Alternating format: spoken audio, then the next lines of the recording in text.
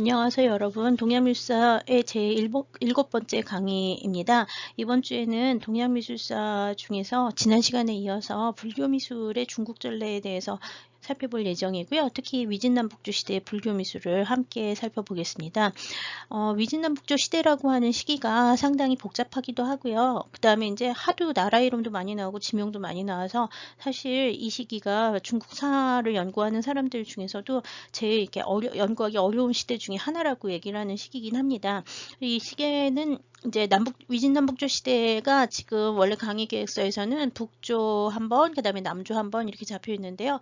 여기에서는 오늘 제 7번째 시간에는 불교미술을 주로 보고요. 남북조를 합쳐서. 그 다음에 이제 다음 시간 8번째 강의에서는 위진남북조 시대의 고분 문화에 대해서 살펴볼 예정이에요.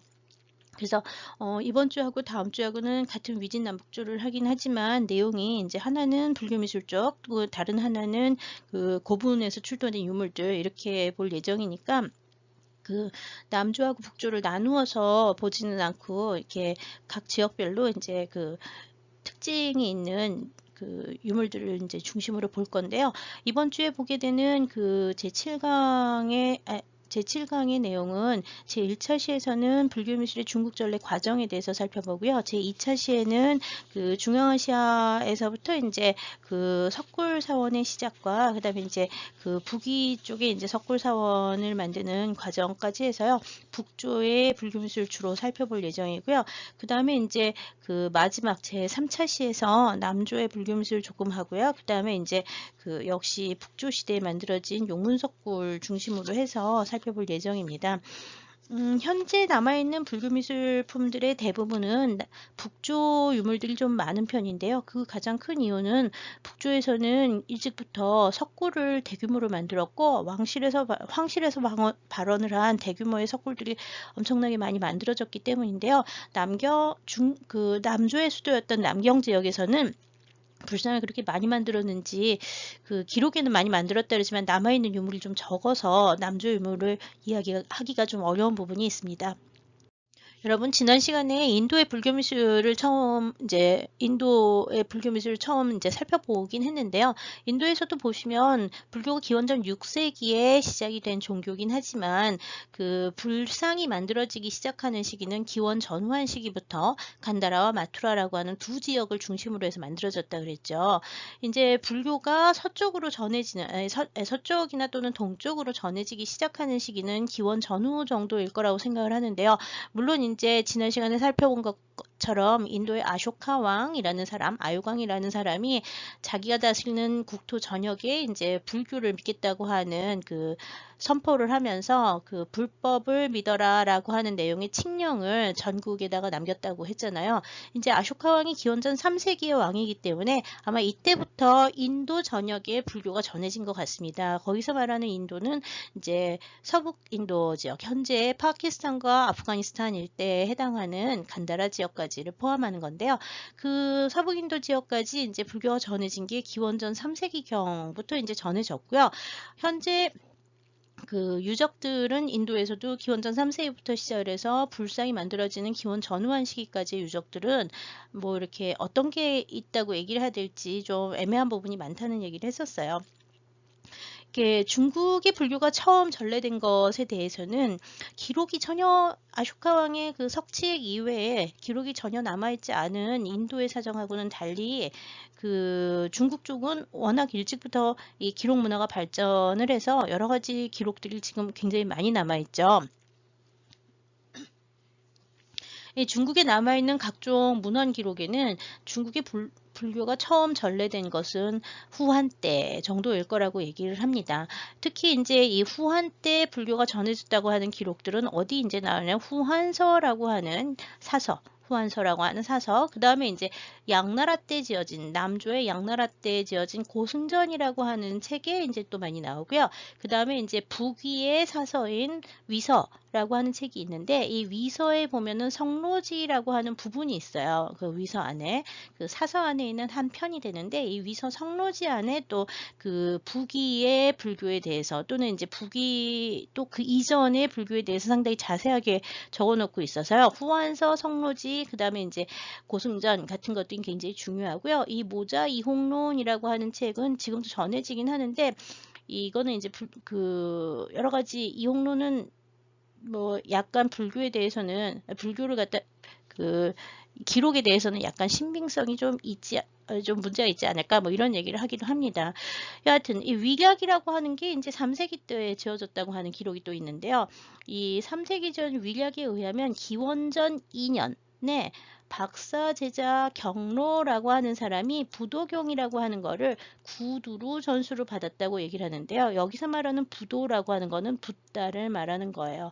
붓다의 경전을 받았다는 얘기가 되는 거죠. 나중에 이제 한국미술사나 뭐 이런 책에서는 이 부도라고 하는 단어가 이렇게 우리나라에서 이렇게 팔각 원당형으로 생긴 그 승탑을 부도라는 말을 쓰잖아요. 그래서 이제 이 부도경이라고 하면 뭔지 우리나라 사람들은 좀 헷갈리는 경우도 있는데요. 이 3세기, 2세기, 3세기에 나오는 기록의 부도는 붓다를 음역한 말입니다. 자, 인도에서 사용하던 말들은요, 지역마다 다 다양한 말들이 있다 그랬고요. 불경은 대체로 그 산스크리트어로 많이 남아 있거든요. 그래서 아마 그 산스크리트어로 전해지는 그 말들로 그 암송을 했던 것이라고 보고 있는데요. 기원 전후한 시기부터 인도에서도 이제 그 기록을 갖다 굉장히 남기기 시작을 해서 현재 남아 있는 거는 기원 전 한 1, 2세기 정도부터 그 기록들이 그 경전의 편들 같은 게 나오기는 합니다. 이렇게 많지는 않고 대부분 편으로 나오고 있는데요. 여하튼 그 당시 뭐 이후에도 불교에서는 경전들이 구두, 말을 통해서 암송과 말을 통해서 전수되는 이 구전 전통이라고 하는 게 아주 오랫동안 이어지는데, 여하튼 이 3세기에 지어진 거에 의하면 이 경로라는 사람이 중국 사람이 이렇게 부도경이라고 하는 거를 이제 구두로 전수를 받아서 불교가 역시 기원전 2세기에 들어왔다고 얘기를 하는데요. 이 시기에 대해서는 여러 가지 논란이 있긴 합니다. 현재 가장 신빙성이 높다라고 얘기를 하는 거는 후한서, 모자이홍론, 고승전, 위서성로지 같이 여러 경전에서 모두 다 얘기를 하는 게 후한의 명제라고 하는 황제가 있었는데 이 황제가 밤에 꿈을 꿨는데 서쪽에서 구름을 타고 온몸이 황금으로 빛나는 사람이 자기한테 날아오는 꿈을 꿨다 그래요.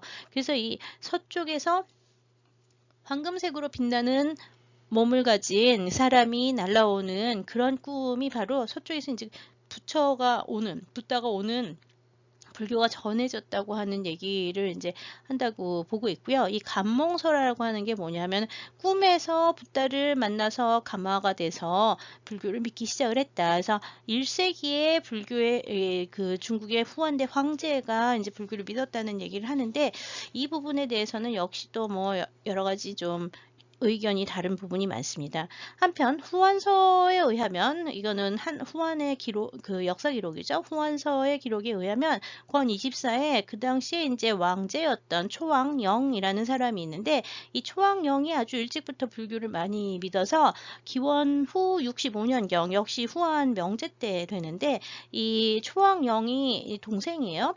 낙양에서 그 당시 수도가 낙양이었는데 수도에서 부도의 인사를 받들고 있었다라는 내용이 나와서 역시 불교의 승려가 그 초왕영의 공양을 받았었던 것이라고 추정을 하고 있고요.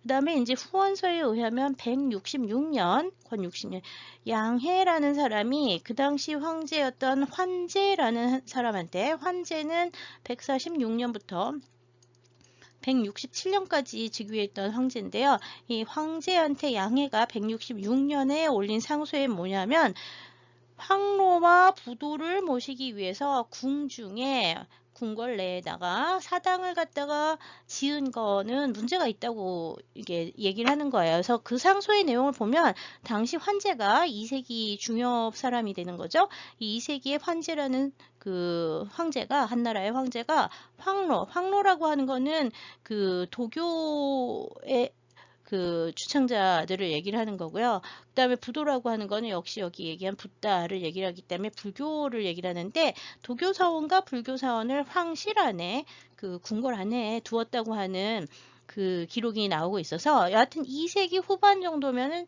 그 불교를 그 황실에서도 그 당시 수도가 낙양이었는데 이 낙양에서도 낙양의 황제나 아니면 황실의 가문들 특히 이 초왕영 굉장히 독실한 신자였다고 계속 많이 나와요. 그래서 이 초왕영의 1세기 이후부터 시작해서는 2세기 정도 가면은 황실에서 좀 폭넓게 불교를 믿었다고 얘기를 하는데 아쉽게도 지금 낙양의 1세기에서 2세기 때 불교 유적은 아무것도 남은 게 없습니다. 아무것도 남은 게 없어요. 그럼 대체로 언제 유물이 많이 남아있느냐? 현재 남아있는 불교 관련 유물들은 2세기에서 3세기 정도 후한 말에 유물들이 좀 많이 남아있는데요.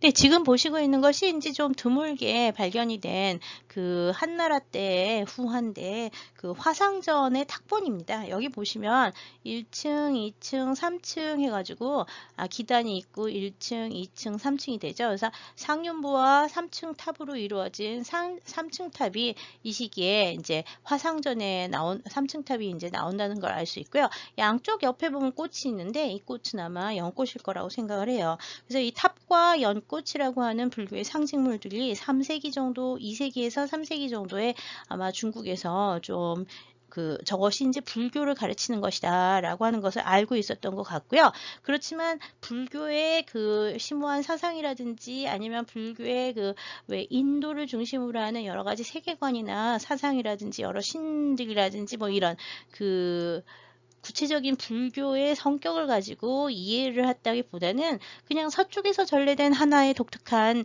신과 신앙이라고 생각을 하면서 여러 신들, 왜 동쪽에는 동왕공이라는 사람이 살고 서쪽에는 서왕모가 있어서 동쪽 신, 서쪽 신이 따로 있다고 생각을 한다는 그런 한대의 그런 신앙에 그냥 일반적인 폭넓게 퍼지던 천신신앙 같은 것들에 불교의 부처라고 하는 붓다라고 하는 신이 하나 더 추가가 된 정도로 봐야지 아직은 이제 불교의 고유한 사상이라든지 세계관 같은 것을 이해하는 단계는 아니었던 거로 보입니다. 수도가 이제 수원대부터 서진대까지 3세기 정도까지 계속 수도는 어디였냐면 낙양이었잖아요. 근데 이 낙양 쪽에서는 불교 유물을 찾는 게 굉장히 좀 어렵다 그랬죠. 현재 남아있는 2세기, 3세기 후한대의 그 불교 관련 유물들은 지금 사천성 지역에서 상당히 많이 나옵니다. 지금 보시고 있는 왼쪽에 이것이 사천성에서 만들어진 요전수라고 하는 건데요. 이 요전수는 죽은 사람의 무덤에다가 돈이 매달리는 나무다 해서 만들어서 넣어주는데요. 요전수는 보통 밑에 대좌 부분이 있고요. 이 대좌는 도기로 만들어집니다. 유약을 입힌 도기로 만들어지고요. 그 다음에 위에다가 지금 여기 보시면은 여기 꼭대기 깔때기 같은 게 있어서 여기다가 이제 한 칸, 두 칸, 세 칸, 네 칸, 다섯 칸으로 된 나뭇가지를 청동으로 주조를 해서 만드는데요. 여기 보이는 요 동글동글한 문양들, 이게 뭐냐면 중국의 엽전 형태를 한 거예요. 그러니까 돈이 매달리는 나무라 그랬으니까 저기 보면 나무에 주렁주렁 이 엽전이 매달려 있는 걸 볼 수 있는데요. 보통은 나뭇가지가 사방으로 생겨가지고 지금 여기서는 지금 2개가 보이지만 실제로는 4개의 나무 잎이 꽂혀 있는 거라고 보면 되고요. 돈이 매달리는 나무라고 생각을 하면 돼요. 그래서 무덤에다 넣어주는 유물인데요. 이거는 장송의리에 사용하는 거예요. 그러니까. 근데 보통 이제 보면은 맨 위쪽 부분이나 중간 부분에 여러 가지 자기네들이 생각하는 신들, 하늘에 사는 신들을 갖다가 이제 새기는데, 뭐, 신만 새기는 게 아니라 지금 여기는 봉황이 이제 새겨져 있고요. 어떤 경우에는 동왕공과 서왕모가 양쪽에 이제 새겨지는 경우도 있고 이제 이러는데요. 지금 같은 유물은 아닌데, 사천성의 한 지역에서 나온 요전수 중에 지금 오른쪽에서 보는 것처럼 불상을 표현한 예가 보입니다. 여기 보면 요 가운데 있는 사람이 이제 불상인데요. 두강을 갖고 있고요. 머리 위에 육개가 이렇게 있고 눈 보이시죠? 그 다음에 이제 목걸이 비슷하게 이제 했고 손 이렇게 있고 다리는 앉아 있는 좌상. 불좌상이 이제 그 요전수에 나오고 있는 게 확인이 되고 있어요. 위에 있는 부분은요, 이거 연꽃 모양의 가지가 보이죠. 그래서 연꽃 모양의 장식이 보여 있는데 맨 위에 이제 연꽃이 나오고 그다음에 이제 그 밑에 불상이 나와서 요 부분에 해당하는 부분이 이제 불상으로 바뀐 예를 찾아볼 수가 있는데요. 아쉽게도 그 불상이 나오는 요전수는 그렇게 숫자가 많지도 않은데다가 이렇게 완전한 형태를 갖추고 있지 않아서 전체 구성은 좀 알기가 어려운 편이에요. 네, 지금 오른쪽에 보시고 있는 거는요, 위에 부분이 없죠. 위에 부분이 없는데, 이거 뭐냐 하면, 사천성의 팽산현 116호분이라고 하는 고분에서 나온 요전수인데, 요전수의 대좌예요. 근데 여기 보시면 대좌 요 가운데에 보면은 역시 불상이 있습니다. 불좌상으로 표현이 되어 있고요.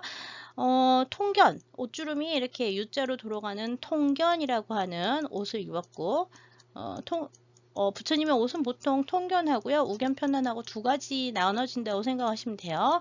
우견편단 좀 있어야 나오긴 하지만 여하튼 중국에서 처음 나오는 불상들은 대부분 다 통견으로 나오고 육계가 굉장히 크고 높은 게 특징이에요. 그리고 좌상으로 만들어졌고요.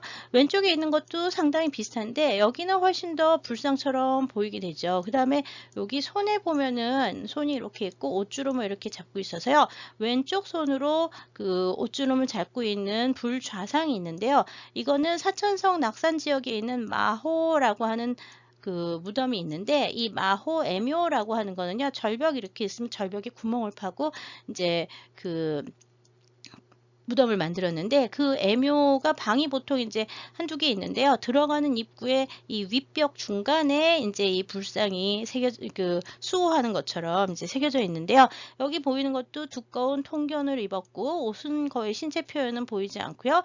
왼쪽 손으로는 그 옷 주름을 잡고 이쪽 손은 들어가지고 이렇게 보여주고 있는 통인을 하고 여원인 아니 시무회인을 하고 있어서 이런 한 손으로 옷주름 잡고 한 손은 손바닥을 들어서 이렇게 내보이는 이런 자세를 하고 있는 이런 것들은 그 간다라 지역의 초기 불상들의 양식하고 비슷하다고 얘기를 하고 있어요. 그래서 간다라 불상 양식의 영향을 받았을 것이라고 이제 보고는 있는데요. 지금 보다시피 불상만 나오는 게 아니라 다른 상들이라든지 이런 것들과 같이 나오고요. 여기 낙산 마호 애묘에서도 이렇게 불상이 이렇게 중요하게 새겨졌다기보다는 이렇게 들어가다 보면 잘못하면 보이지 않을 수 있을 정도로 이렇게 좀 엉뚱하게 위에 이렇게 있어가지고 이렇게 불교를 믿었긴 하지만 불상에 대한 인식이 어떤지에 대해서는 여러 가지 좀 논란이 있습니다. 역시 한대에 그 강소성이라고 하는 지역이 있는데요. 강소성은 어디쯤 되냐면 이렇게 중국 남부 지역이 이렇게 있으면 장강 이렇게 흘러가고 위에 이제 산동 반도 있는 데로 가잖아요. 이게 이 장강보다 장강 하류 지역에서 조금 이제 올라가서 해안가에 있는 그 강소성의 공망산이라는 산이 있는데 이 강소성의 이 공망산이라고 하는 산에 지금 보시는 것처럼 이렇게 조각들이 그 마해 조상들, 이 마해 조상이라고 하는 거는요, 돌 위에 부조처럼 이렇게 얕게 새기는 것을 마해 조상이라고 얘기를 하는 거예요. 그 완전히 입체처럼 새기는 거는 부조가 아니죠. 근데 마해 조상들은 대부분 선각화나 부조의 형태라고 생각하시면 되는데, 지금 보시는 것처럼 공망산 일대는 약 105개 정도의 그 조상이 있다고 알려져 있는데요. 불상도 있고 불상이 아닌 것처럼 보이는 것도 있고 해서 여러 가지가 있는데 보통 불상과 5명의 비구들, 그 다음에 열반상 뭐 이런 것들이 있다고 알려져 있고요. 이것이 이제 현재 남아있는 이 불교 석각 중에서는 가장 올라가는 건데요. 정확한 시기는 언제인지 잘 몰라요. 그냥 한 2세기에서 뭐 3세기, 뭐 어떤 사람들이 1세기에서 2세기 뭐 이렇게 얘기를 하는데 후한대 정도라고 생각하면 되고요. 이게 남부의 중국 남부 지역의 그 해안가 일대에 있는 공망산이라는 산에 이제 지금 보시는 것처럼 그 불상들이 새겨져 있다 그러는데요. 조각의 형태는 지금 보시는 것처럼 이게 불상이라 지금 그러는 거거든요. 그냥 거의 뭐 불상이라고 좀 보기는 어려울 정도로 간단하고 추상적인 인물이 보이는데요. 인물이 있고요. 위에 상 돋은 것처럼 육계가 표현이 되어 있습니다. 근데 손은 역시 아까 사천성 애묘에서 보는 것처럼 들어서 바깥으로 내 보이고 되고요. 한쪽 손은 지금 옷주름을 잡고 있어요. 그래서 역시 간단하게 불상 양식을 담기는 했지만 굉장히 중국화된 형태로 나오고 있고요. 연대에 대해서도 후한대라고 보는 사람이 많긴 하지만 또 논란이 좀 있기도 하긴 합니다. 근데 대체로 그냥 후한 말 정도로 이제 2세기, 3세기 뭐 이렇게 많이 보고 있고요. 그 불교의 영향을 받으면서 만들어졌지만 실제로는 인도의 불상 양식이나 뭐 이런 것들을 잘 이해하고 만들었다기보다는 그 들은 이미지들을 중국식으로 표현해서 나온 게 많고요. 함께 나오는 것들 중에는 불상으로 볼 수 없는 도교상들도 상당히 많이 있어서요. 도교와 불교가 좀 혼재돼서 그 산의 마의 석각으로 표현이 되어 있다고 합니다. 여하튼 지금 보신 것처럼 사천성이나 강소성과 같은 중국 남부 지역에 이제 그 초기 불교 미술품들이 한 2세기, 3세기 정도부터 나오고 있고요. 그 기록에 의하면 중국에서 이제 한나라가 망하고 난 다음에 삼국으로 이제 갈라지게 되잖아요. 예, 그 다음에 이제 그 삼국을 그 다음에 오라고 하는 삼국으로 이제 갈라지게 되는데, 이게 이제 보통 여러분들 삼국지라고 하는 그 소설 들어봤죠? 삼국지. 삼국지에 보면은 주인공이 보통 유비 나오잖아요. 유비하고 관우하고 장비하고 나오는 이 유비가 한나라의 후예고 이 나중에 촉의 그 황제가 되는 사람이죠. 그리고 이제 그 조조라는 사람 들어봤죠? 조조. 이 조조가 이제 한나라의 원래 그 신하였는데 황제를 이제 그 유씨를 갖다가 내쫓고 이제 황제가 되는데, 그 조씨와 조조의 아들 조비가 이제 위나라를 건국을 하게 되는데요. 여하튼 이 조조와 조비로 이어지는 그 조씨 집안의 나라가 이제 위가 되는 거고요. 그 다음에 이제 여기 보면은 오라고 하는 나라, 완전 별개의 나라가 있는데, 오는 강소성 남경을 중심으로 해서 강소성인 남경, 지금도 있어요, 남경. 이 남경을 중심으로 해가지고 이제 그 오라고 하는 나라를 건국을 했는데, 이 오를 건국한 그 사람은 손권이에요, 손권. 이 오를 건국한 손권 연간에 그 인도인지 서역인지 잘 모르지만 하여튼 서역에서 온 강승회라고 하는 승려가 이 손권한테 불교를 와서 전했다 그래요. 그래서 손권이 불교를 듣더니 뭐냐, 수많은 신 중에 하나인데 불교를 꼭 믿어야 하느냐 했더니 부처님만 갖고 있는 독특한 그 여러 가지 이제 신앙들을 설명을 하면서 부처의 그 영험함은 사리라고 하는 걸 통해서 부처님의 사리가 지금도 존속을 하면서 계속 이제 현세의 제일 위대한 그 신으로 있다라고 하는 얘기를 해요. 그러니까 손권이 강승회를 갖다 방에다 가둬놓고 그렇게 위대하다는데 부처님한테 네가 도움을 청해봐라. 그래서 3일 동안 청해서 사리가 나타나지 않으면 널 죽일 것이다 이러거든요. 그랬더니 3일 동안 강승회가 앉아가지고서는 갇힌 방에서 기도를 했더니 3일째 되는 날 아침에 그 갑자기 쟁반을 하나 놓고 기르는데 여기에 갑자기 딸랑하는 소리가 나면서 사리가 하나 나왔다 그러죠. 이제 송권한테 이제 강승희가 사리가 나왔다고 하면서 갖다 주니까 송권이 말도 안 된다 하면서 그냥 뭐 빛나는 구슬에 불과하지 않느냐. 그리고서는 이렇게 돌로 깨보고 뭐 부셔보고 철로 부셔보고 뭐 물에도 버려보고 이랬는데, 물에 버리면 뜨고, 그 다음에 그러니까 뭐 부시면은 오히려 쇠망치로 치면 망치가 갈라지고 얘는 가만히 있고, 뭐 이런 기적들을 보면서 손권이 사기의 기적을 보면서 강승회를 믿게 돼가지고 불교를 믿기 시작을 했다 그래요. 그래서 이제 그 당시 수도였던 남경에 건초사라고 하는 처음을 세운다라고 하는 얘기죠. 이 건초사라고 하는 사원을 세우고 불교를 널리 믿어서 이 오나라 연간에 그 이제 강소성 일대에서 남경을 중심으로 한 강소성 일대에서 불교가 굉장히 발달을 일찍부터 했다고 얘기를 하는데요. 지금 남아있는 것 중에서 이제 강소성 일대에서 나오는 중요한 불교 관련 유물들이 지금 양쪽에 보시고 있는 건 똑같은 거예요. 신정호 혹은 혼병 같은 건데, 부르는 사람들마다 이름이 어떤 사람 혼병이라고 부르고 어떤 사람 신정호라고 부르는데요. 요 신정호라고 부르는 이런 기물들이 이제 그 불교 관련 유물에서 이제 제일 그 주목이 되는 것들입니다. 이 신정호나 혼병, 어떤 사람 혼을 담는 병이다 해서 혼병이라고 부르고요. 어떤 사람들은 예, 성스러운 집이다라고 얘기를 해서 신정호라고 부르는데, 왜냐하면 지금 보시면 다 여기 집 모양 보이시죠? 그래서 여기도 집 모양 보이죠? 그래서 집 모양이 다 이렇게 나오는 게 특징이고요. 이 집 주변에는 전부 다 이게 날개를 펼친 새예요. 그래서 새들이 굉장히 많이 나오는 게 특징인데, 전부 다 이거는 이 삼국시대, 이 시기가 이제 삼국이죠. 삼국시대에 그 남부 지방의 이 강소성 일대에서 이제 발전을 한 아주 고식 청자가 되는데, 그 유약을 입힌 고식 청자들로 이제 만들어지는, 또는 뭐 여하튼 그 유약을 입힌 도기들로 이제 만들어지는 이 청자 계통의, 고식 청자 계통의 이 신정호 또는 혼병이라고 부르는 유물들이 이제 불교와 관련해서 제일 이제 주목이 되는 겁니다. 요 왼쪽에 있는 거 같은 경우에는 요 부분에 지금 옆 부분에 지금 잘 보이진 않지만 측면으로 나오는 요것들이 불상이고요. 여기는 요 부분에 불상이 지금 나타나고 있어요. 여기 건너서 있죠. 예, 불상이 이렇게 표현이 되어 있는데, 둘 다 좌상으로 표현이 되고 있고요. 손은 별로 표현이 되지 않습니다.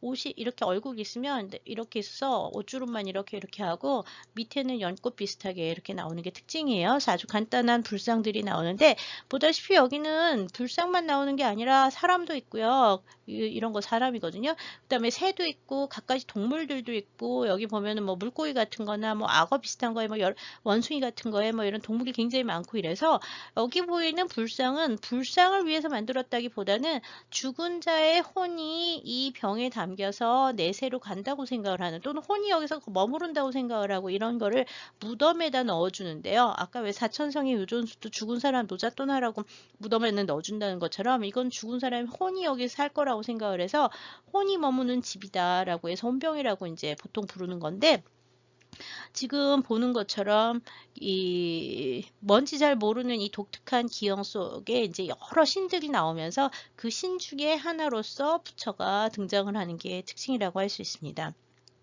네, 좀 전에 보신 불상 세부를 이렇게 보시면은요, 여기도 있고 여기도 있고, 그러면 여기 손이 두 개가 나왔고, 그 다음에 요 밑에는 연꽃처럼 보이는 게 있고요. 그 다음에 이렇게 해가지고 옷주름이 통견으로 표현이 돼 있죠. 그래서 이 통견의 그 좌상 형식으로 생긴 연화좌 위에 앉아 있는 이런 그 광배를 가지고 6개가 있는 이런 형식의 그 불상들이 이제 그 도자기 안에 표현이 됐던 것들을 볼 수가 있고요. 여기서 보이는 것처럼 아직은 신이라고 하는 개념하고요. 그 다음에 불이라고 하는 신불의 그 개념이 완전하게 정립이 되거나 또는 이렇게 그 구분이 되지 않아서 경계가, 그 신불의 구분이 굉장히 모호하고, 굉장히 여러 명의 신들 중에서 또는 이 사람들이 믿는 여러 가지 그 이런 동물들 중에 토템 같은 성격을 가진 것들이라고 생각을 하는데, 그런 그 사후세계와 관련된 뭔가 독특한 신 중에 하나가, 죽은 사람이 갈 때 이제 도움 받아야 되는 신 중에 하나가 부처님이다. 부처님이다. 붓다. 또는 부처라고 얘기를 하는데, 우리나라에서 맨날 부처님이라고 얘기를 하죠. 같은 말이에요. 다 같은 말인데, 이 부처님이다라고 생각을 해서 이런 그 무덤에 넣어주는 물건들, 또는 이렇게 무덤을 만드는 곳에, 그 아까 사천성의 애묘 같은 경우에는 무덤 그 자체잖아요. 그런데 이렇게 불상들이 나오는 것을 볼 수가 있습니다. 보통 2세기에서 한 신정호는 4세기 전반 정도까지 만들어지는 것 같습니다. 이 오나라부터 시작을 해서 동진, 서진 시대까지 계속 이제 4세기, 5세기 정도까지, 2세기에서 4세기 정도에 이제 제일 많이 만들어진 게 지금 보는 신정호 같은 게 있고요. 또 하나는 불수경이라고 하는 것들도 이 강남 지역에서 좀 많이 만들어졌는데요. 이 오나라 때 만들어진 그 또 불교 관련한 중요한 유물 중에 하나가 지금 보시고 있는 불수경이라고 하는 건데요. 부처님하고 지금 그 동물이 새겨진 거울이라는 뜻이에요. 지금 왼쪽에 보시고 있는 이거는 호북성 악주라고 하는 데서 출토가 된 불수경이고요. 뭐 이런 불수경이 그렇게 숫자가 많지는 않습니다. 뭐 한두 개 정도밖에 없어요. 그렇게 많지는 않은 편인데, 가운데 보시면 여기 이렇게 생겼고, 그 다음에 한가운데 거울 이건 거울이니까 거울에 뉴라고 해서 손잡이가 있죠. 그리고 위에 보시면 문양이 이렇게 되고 그다음에 이렇게 꽃잎이 이렇게 있어서 꽃잎이 4개로 표현이 되어 있잖아요. 이거 이제 한나라 때 동경 형식하고 비슷한데 요 안에 보시면 이 꽃잎 안에 보시면 지금 제가 쓰기가 좀 그렇긴 한데 여기 보시면 네 명의 이제 불상이 이제 표현이 되어 있고요. 그 사이사이에는 각각 동물이 2마리씩 마주보는 상태로 표현이 되어 있습니다. 여기 돌아가면서 요렇게 그 반원을 만들고 반원 안에도 전부 다 동물들을 새겨 놓은 게 특징이죠. 주조기법으로 만들어지고 있고요. 불상 중에서 여기 보면 하나는 그 반가좌라고 해서 반가사유상 형태로 만들어지는데요.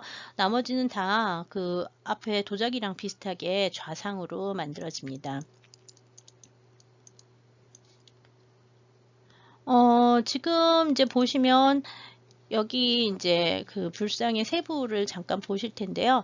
여기 불상 보시면은 가운데 아까 왜 잎이 요렇게 만들어져서 그 사방 구획이 있었죠.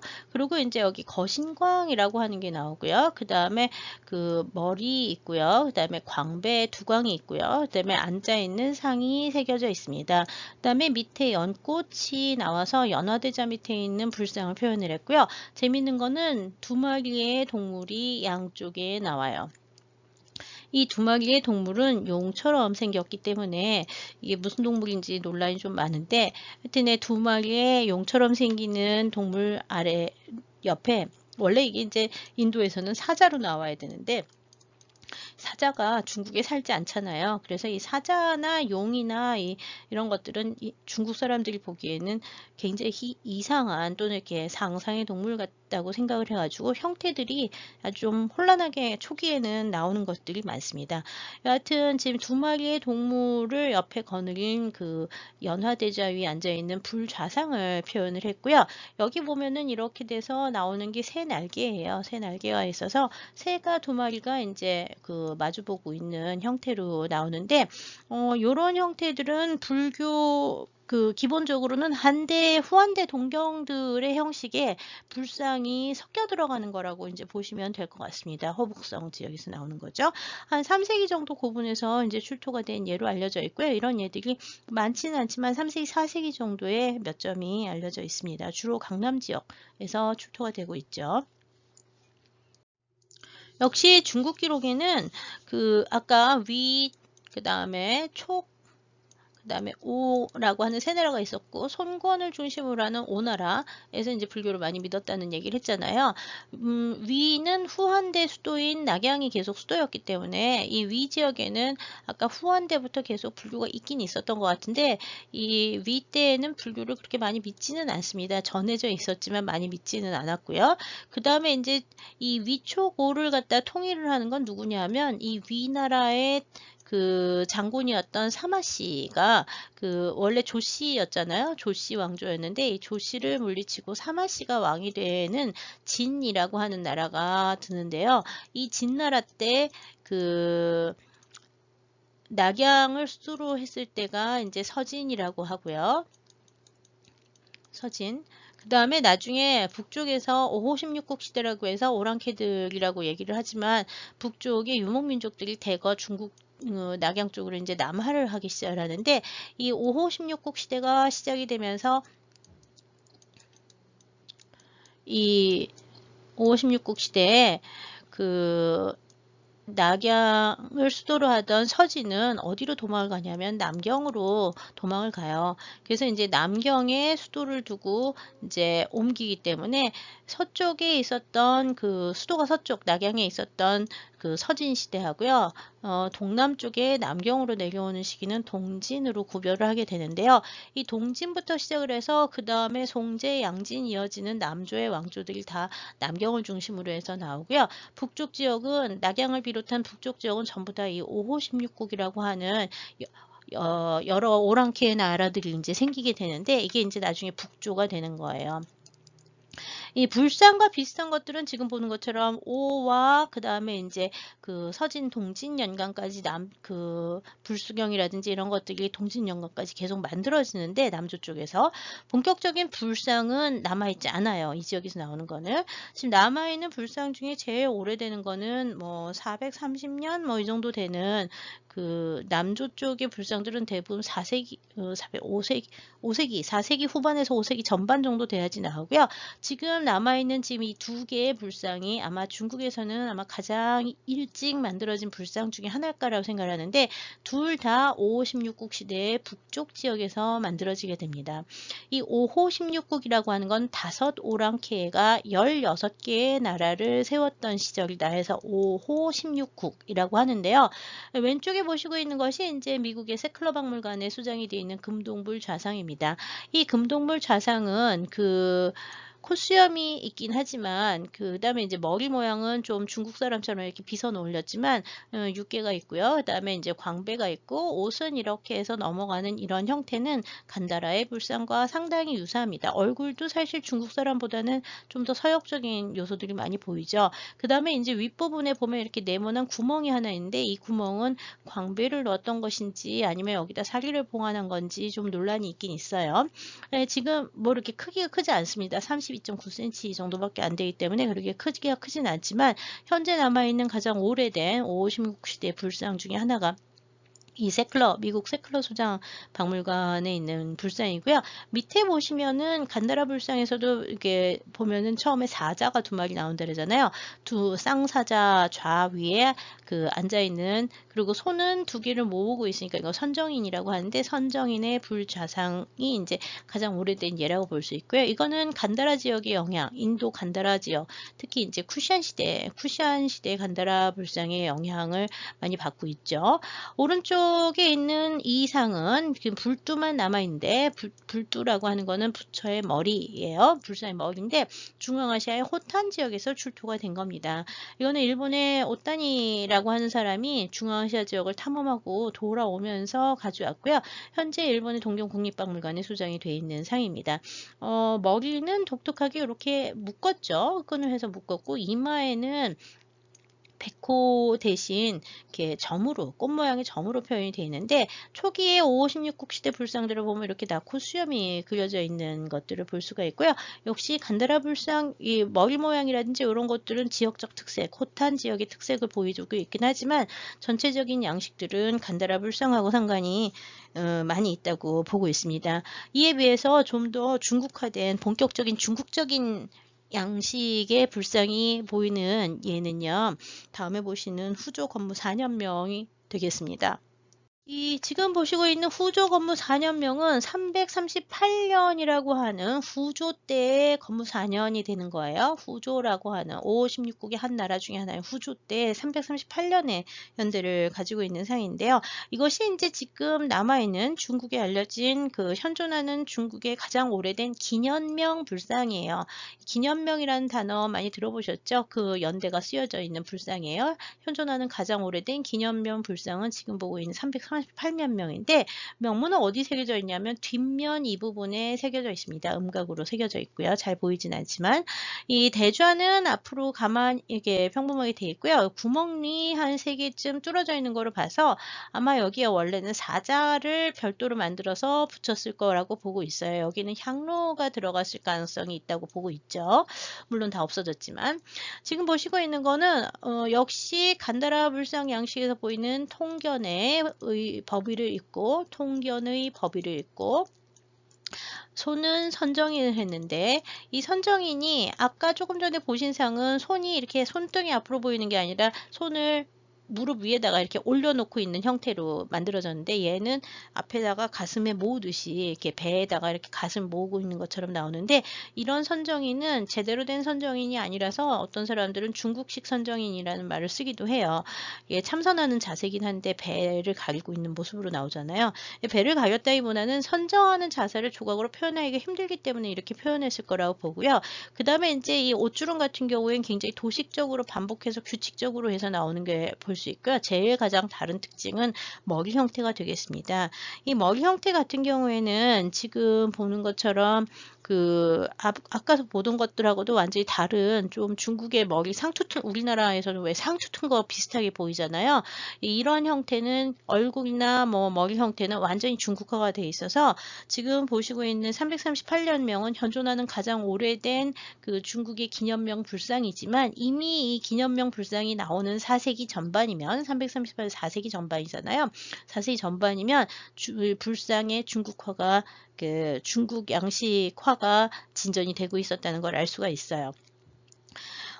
각종 기록에 의하면 이미 서진년간에 아까 위초고를 통일한 게 서진이라고 했었죠. 삼국시대를 통일한 게 위진이 되는데 이 서진년간에 서역에서 승려가 상당히 많이 왔다고 알려져 있고요. 동진년간이 되면은 구마라집을 비롯한 여러 승려들이 고마라집이라고 하는 승려 굉장히 유명한데 호탄 쿠차에서 오는 서역 승려인데 이 쿠차에서 온 구마라즙이라든지 그다음에 이제 뭐 불도징이라는 사람이라든지 그다음에 뭐 이런 서역 승려들이 굉장히 많이 와가지고 활동을 했고요. 위진남북조 시대에. 그다음에 이제 석도안이라는 사람도 있는데 이 사람도 이제 4세기 5세기 이제 활동을 했던 유명한 승려예요.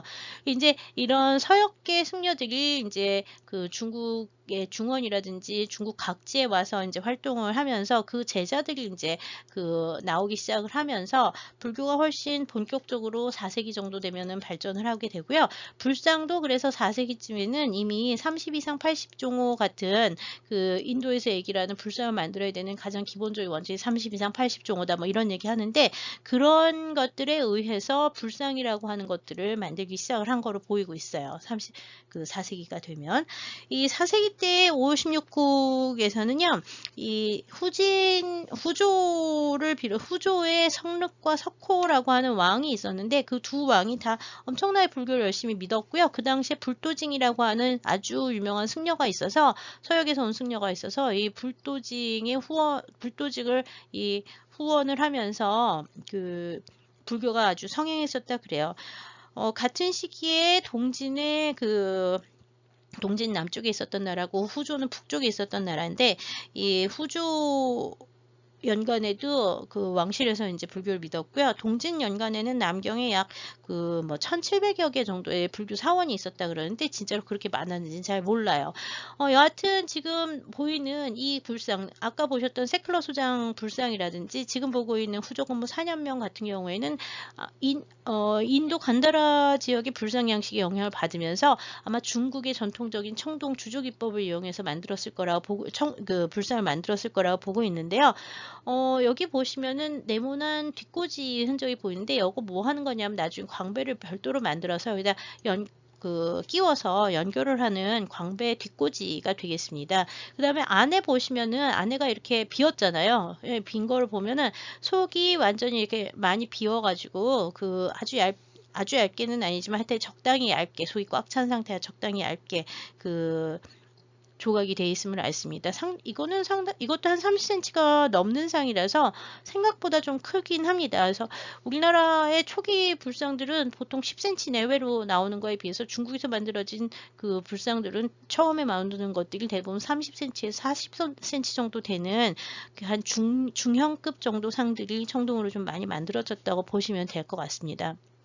네, 지난 시간에 이거 보셨는데 인도의 간다라 지역에서 만들어진 수병을 들고 있는 그리고 머리는 이렇게 속발이라 그래서 풀어 묶어 놓은 거예요. 아무것도 없이 그냥 머리를 묶어서 만드는 이 속발을 한 이거는 불상이라고 얘기를 하지만 사실은 부처의 상이 아니라 보살상이죠. 이건 미륵보살상이라고 얘기를 했는데요.